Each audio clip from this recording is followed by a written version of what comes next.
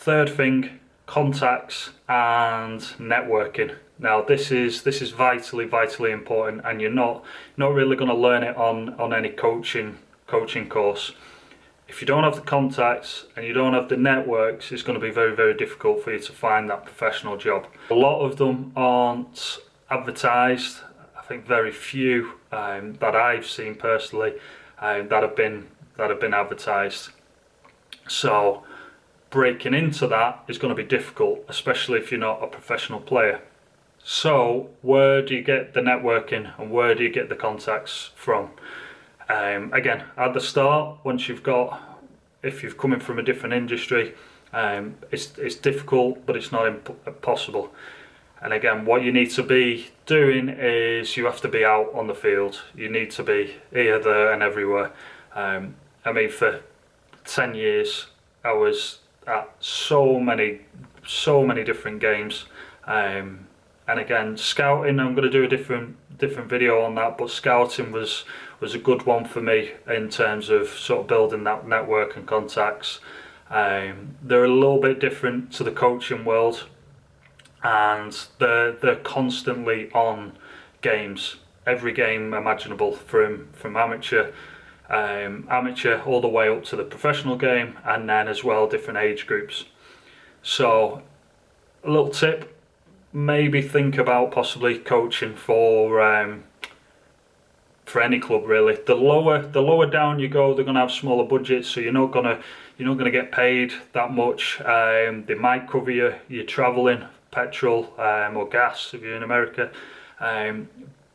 That's about it money wise. You're gonna get from that, certainly starting out. But for me, it was good. It enabled me access to the professional game, enabled me access to understand different levels within the professional game, within amateur and within youth levels.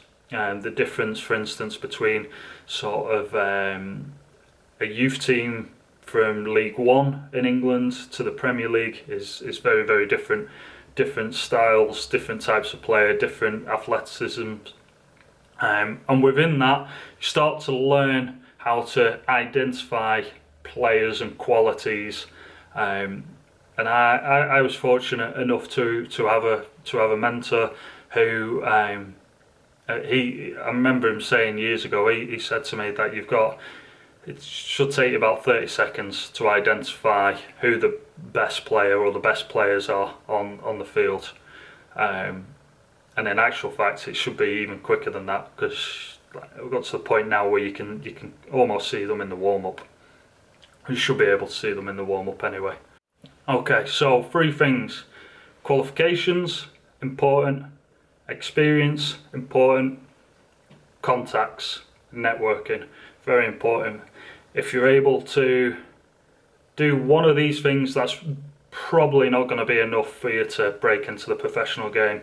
2 is good if you've got the experience and you've got the qualifications, you're a good coach. That's all well and good, but how do they find you? And like I said, these jobs aren't necessarily advertised. So contacts, networks, important. The other way to do it,